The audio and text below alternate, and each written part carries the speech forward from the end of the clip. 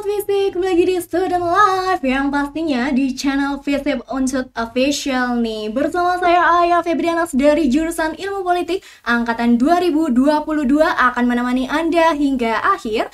Dan hari ini saya ditemani oleh seorang atlet yang sangat berprestasi nih. Siapa dia? Yaitu saya Fajri Maulana dari Ilmu Politik Fisip Unsud angkatan 2020. Halo teman-teman. Hai, hari ini kita akan membahas tentang pencak silat nih yang pastinya sangat menarik bukan? Maka dari itu ikuti kita dari awal hingga akhir dan jangan lupa subscribe, comment, and like. Oke nih Kak, langsung aja kita tanya-tanya nih ya ke Kak Fajri nih teman-teman. Mungkin ya Kak, yang pertama nih, kan Kakak bisa ceritakan nih mengenai kejuaraan yang Kakak raih kemarin nih Kak. Kejuaraannya apa sih Kak yang Kakak kemarin raih? Kalau kemarin itu kita lomba di nama pertandingan itu Lawang Sewu Championship 2023. Itu lombanya di Semarang.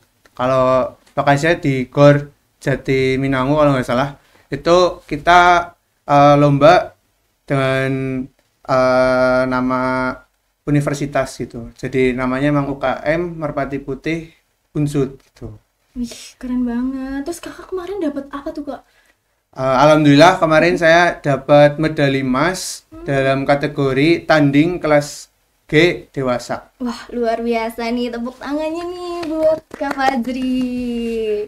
Nah Kak, ada nggak sih Kak kesan dan kesan yang menyenangkan, yang menyedihkan saat lomba berlangsung nih Kak? Yang menyenangkan dulu nih Kak mungkin, ceritain dulu nih. Kalau menyenangkan ya alhamdulillah kita tidak berekspektasi untuk mendapatkan juara umum, namun kita karena dengan jumlah atlet yang ya sebatas gitu dengan kurangnya latihan, menurut saya kurang latihannya kurang maksimal, kita masih dapat juara umum 3 kategori dewasa. Itu bukan cuman Kak, itu luar biasa. Luar biasa, keren sekali. Nah sekarang yang menyedihkan nih Kak saat perlombaan berlangsung nih Kak, ada nggak Kak?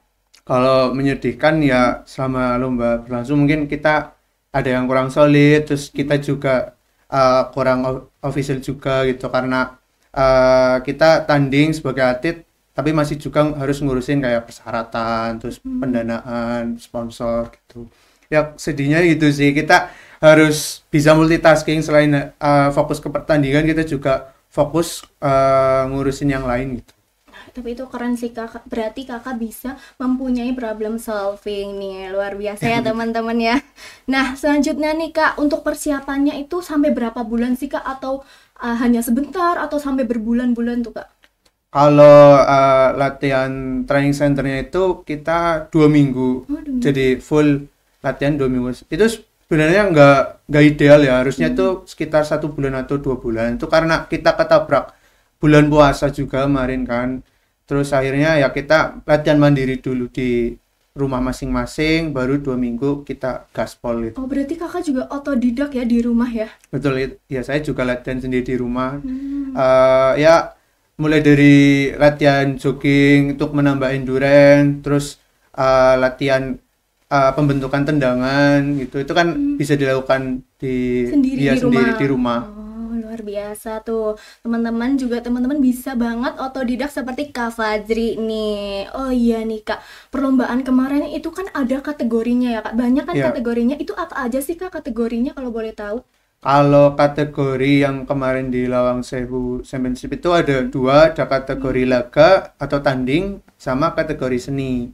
Kalau saya masuknya ke kategori tanding, namun di kategori tanding sendiri itu ada kelasnya, itu ada kelas berat badan mulai dari A, B sampai ke G. Nah itu Kakak kategorinya masuknya yang mana tuh Kak? Saya termasuk ke kelas G, kelas berat. Kelas G itu maksudnya gimana tuh Kak? Kelas berat, kelas G itu rentang berat badan 75 sampai 80.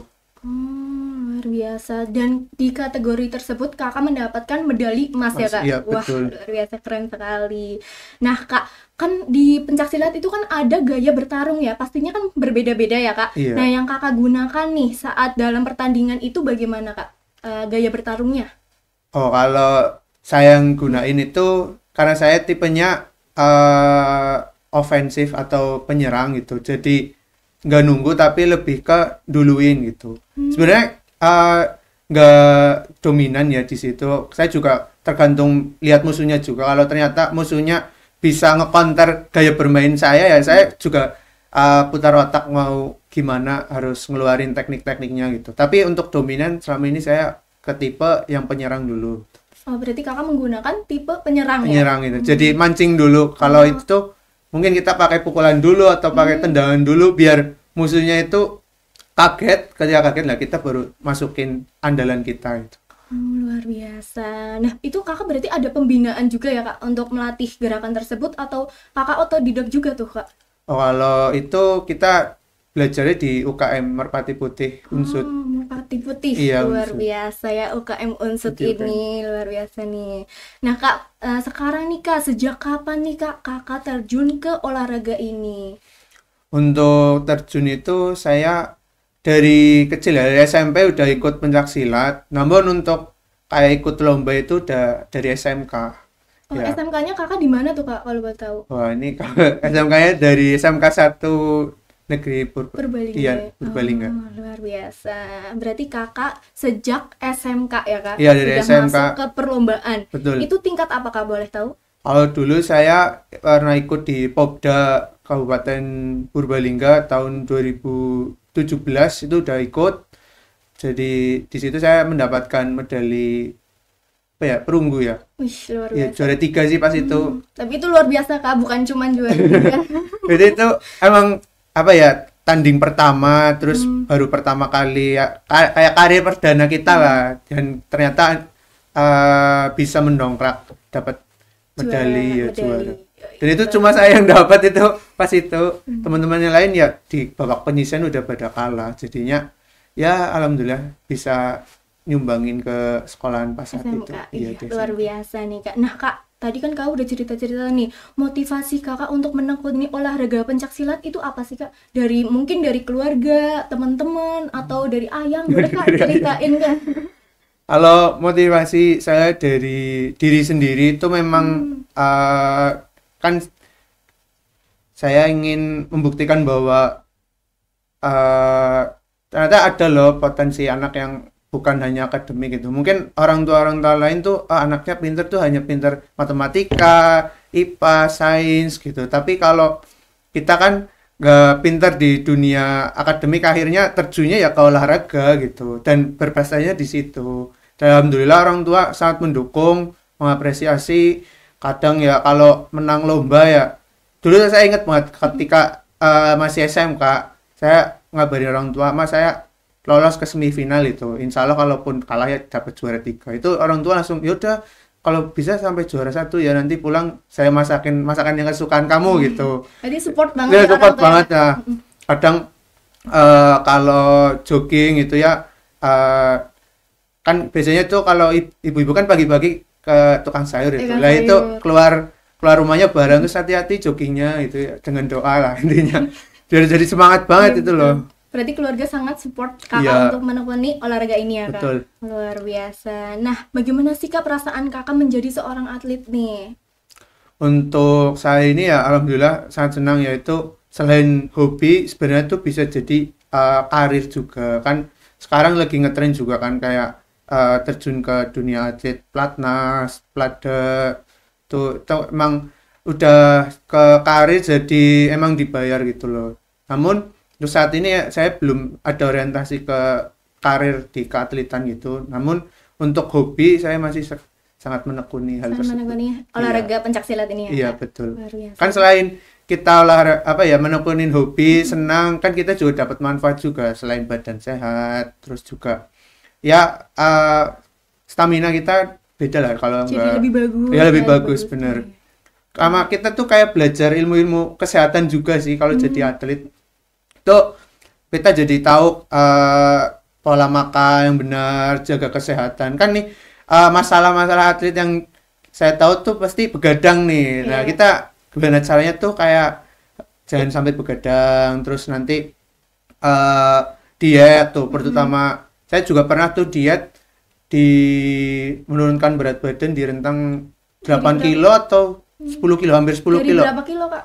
Dulu itu 82 turun sampai ke 69 kilo. Wow, Itu dalam jangka waktu 3 bulan kalau nggak salah. gimana bisa kak? Langsung Bisa 8 itu. kilo. Kan kita ada caranya sendiri kalau mau diet itu mau pakai cara yang ya menyiksa diri atau dengan Itu cara diajarkan oleh pembina atau kakak mencari-cari sendiri?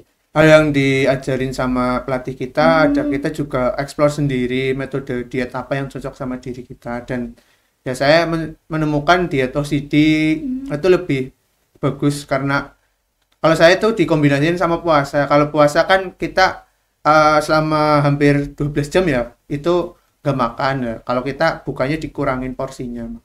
Jadi nggak sahur tapi buka puasa dikurangin Tapi porsinya. dikurangin porsinya. Iya. Dengan pola makan yang sehat Iya, tentunya. tentunya gizinya juga harus tetap diperhatikan. Bagus. Protein. Iya, gitu kan. protein, terus kalorinya juga harus ya balance lah. Terutama minum nih, kadang atlet-atlet itu lupa minum gitu, kayak dehidrasi ketika olahraga keringatnya keluar banyak kan mereka butuh asupan minum juga itu harus diperhatikan juga biar nggak dehidrasi. Oke, nah terus nih Kak, sekarang kan Kakak semester 6 betul bukan Kak? Iya, betul. Ya, semester Tenang. 6. Ada nggak sih Kak tantangan kuliah sambil menjadi atlet pencak silat nih Kak?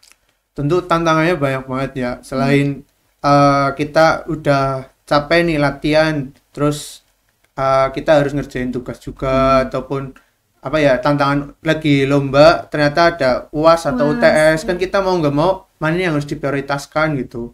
Saya ingat banget dulu pernah lomba di Bandung itu setelah UAS jadi H plus berapa UAS lah itu kita lagi tanding nih ternyata ada tugas yang harus dikumpulin saat itu dan alhamdulillah ya masih bisa dikerjain di lokasi tersebut gitu. Ya Jadi kita itu pintar-pintarnya jaga apa ya bagaimana kita bisa mengatur waktu terus berprioritasin dulu yang mana yang harus dikerjain dulu. Oke, berarti cara Kakak mengatasi hal tersebut itu dengan prioritas ya Kak? Betul, Terus Kak. apa lagi Kak? Ya jangan menunda-nunda tugas terlebih dahulu itu. Jadi kalau ada tugas ya harus dikerjain dulu. Jadi kita pas lagi latihan di keatletan tuh pikirannya fresh. Jadi nggak terbebani. Aduh, lagi Tugasnya latihan, belum. tugasnya belum gitu.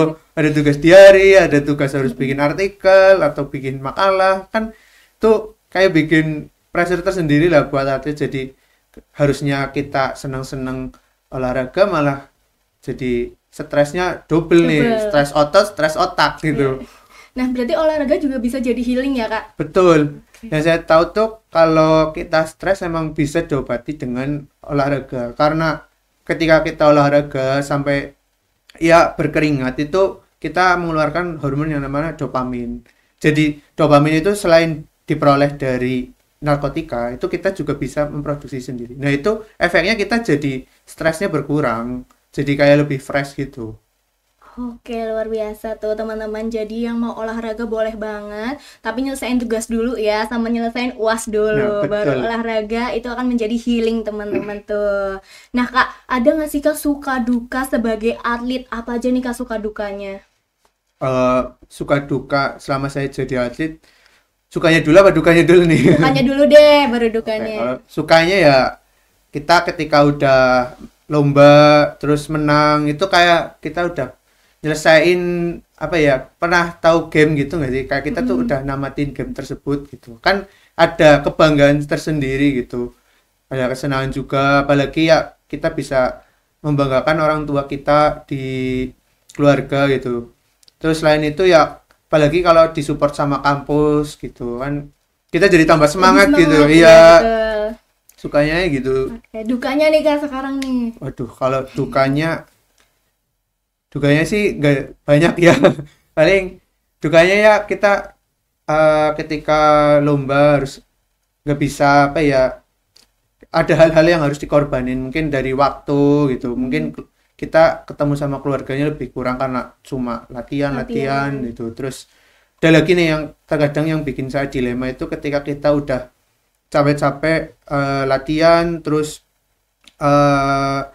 udah ngorbanin kuliah kita kadang kan saya juga skip kuliah jadi kayak bolos kuliah gitu Tapi itu tetap absen atau gimana Kak? Atau bilang ke dosennya? kalau saya kan ada jatah itu kan yang tiga Oh, ada kali 3 kali. nah itu harus digunain kan kita rasa ya rugi gitu kan harusnya dapat ilmu malah kita lebih memprioritaskan olahraga ya akhirnya saya sih inginnya ketika kita udah mendapatkan prestasi itu mungkin lebih diapresiasi lagi dari dosen, atau mungkin bisa dikonversi ini ke berapa SKS lah yang harus dicairin ke bentuk nilai gitu.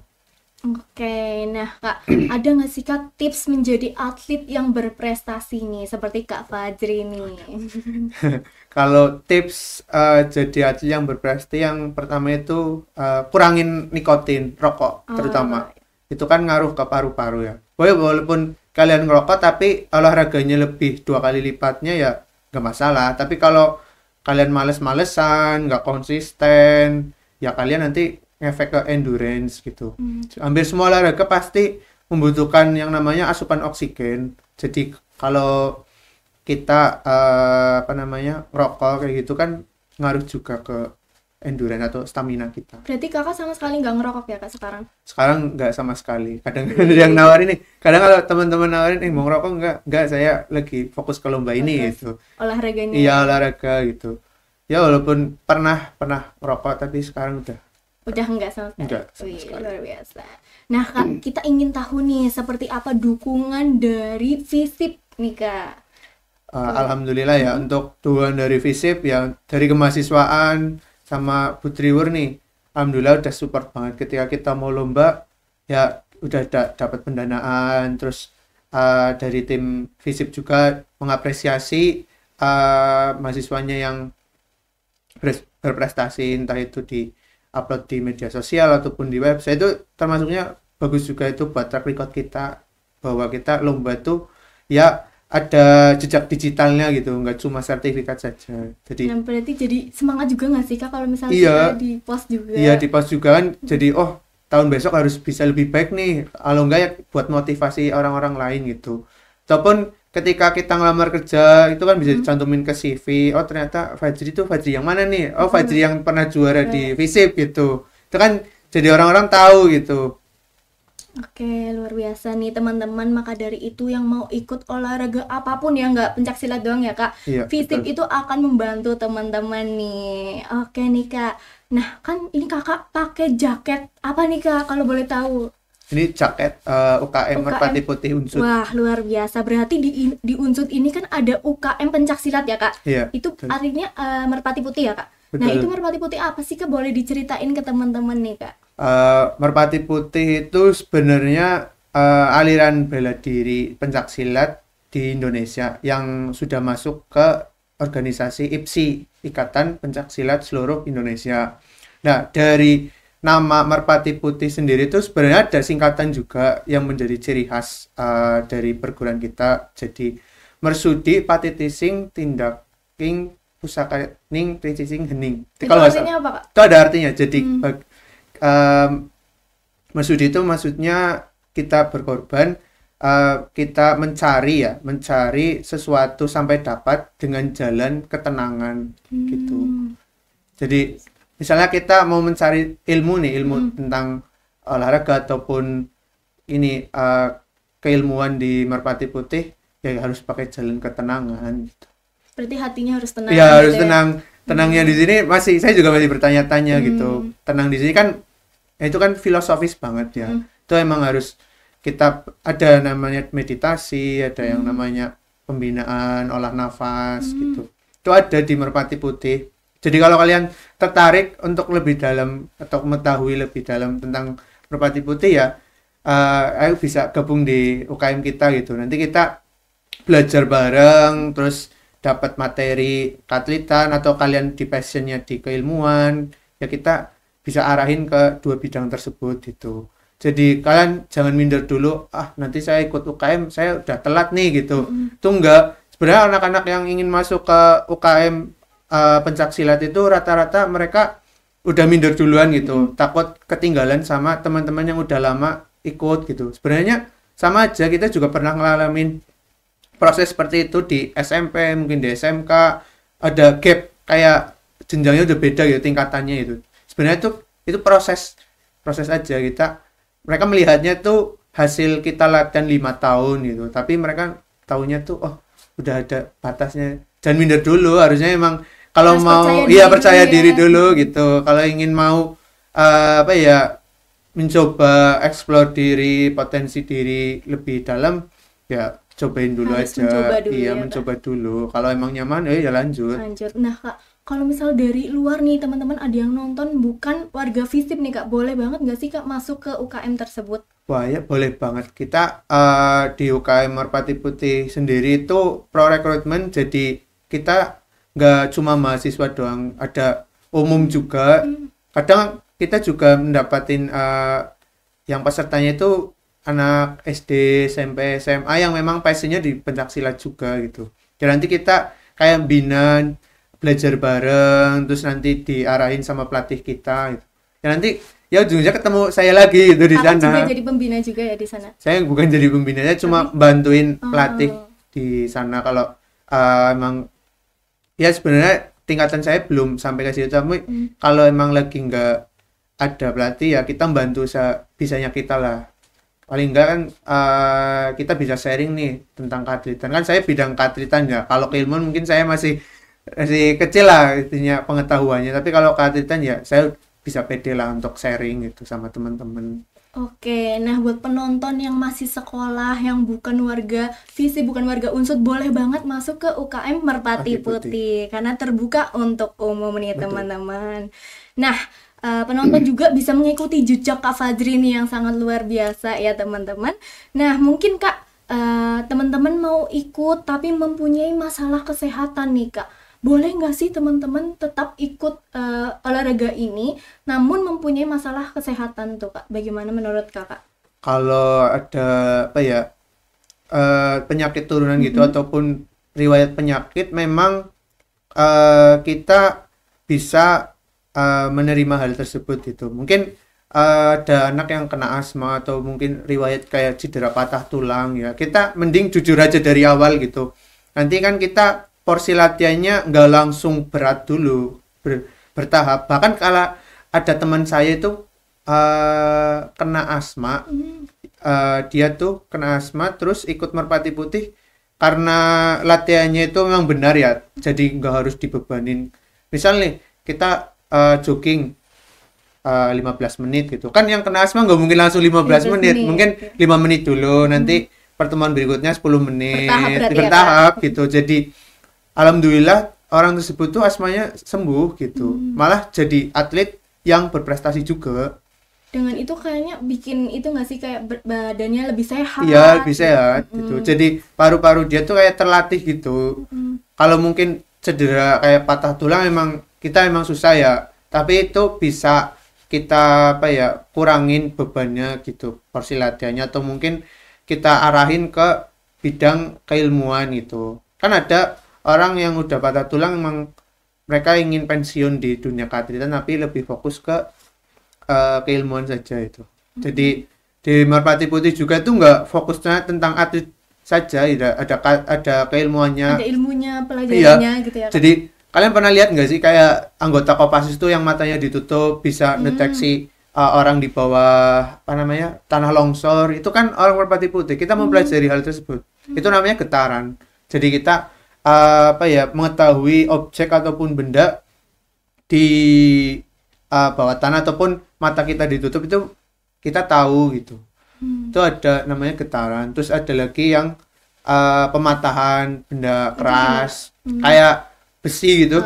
Besi kita itu ada ilmunya ya berarti ya? Ada juga. Jadi sebenarnya Merpati Putih itu nggak hanya bicara tentang keatletan saja, tapi ada juga keilmuannya juga.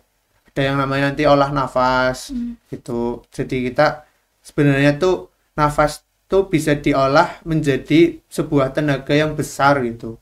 Makanya ada sebenarnya kan emang sejarahnya Merpati Putih itu untuk kalangan penjaga keraton Mataram kalau nggak salah. Namun seiring berjalannya waktu mereka tadinya ke Kopassus ataupun polisi gitu, organisasi bela diri militer. Nah, namun seiring berkembangnya zaman dan waktu akhirnya untuk umum juga gitu.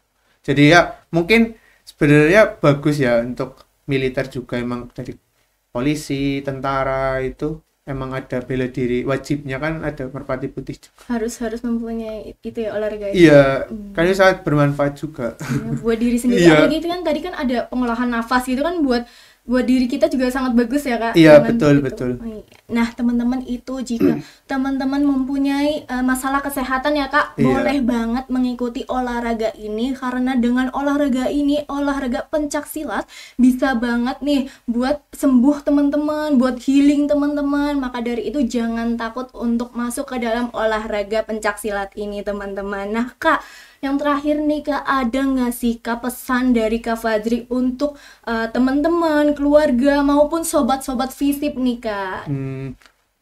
Mungkin dari keluarga dulu ya, buat Boleh keluarga. banget. Pesan buat keluarga ya, mungkin makasih udah support Fajri sampai ke ya tingkat nasional lomba, alhamdulillah bisa juara gitu. Ya Fajri sadar diri bahwa Fajri itu nggak pintar di akademik, akhirnya memilih untuk di non akademik, di jalur olahraga. Namun keluarga bisa support lah, itu alhamdulillah banget. Saya ucapin terima kasih banget buat keluarga saya. Lalu untuk sobat-sobat FISIP nih, Iya. jadi kalian jangan terlalu fokus kuliah, tapi explore diri juga gitu. Jangan terlalu sibuk kayak kuliah pulang, tapi ikutlah olahraga gitu, KM olahraga, biar kalian tuh bisa belajar di luar akademik juga gitu. Jadi bisa nyalurin hobi nih. Buat kalian yang sukanya berantem nih, tuh bisa masuk ke pencak silat gitu. Jadi menyalurkan energi yang lebih positif gitu. Jangan cuma tawuran, berantem, rusuh gitu.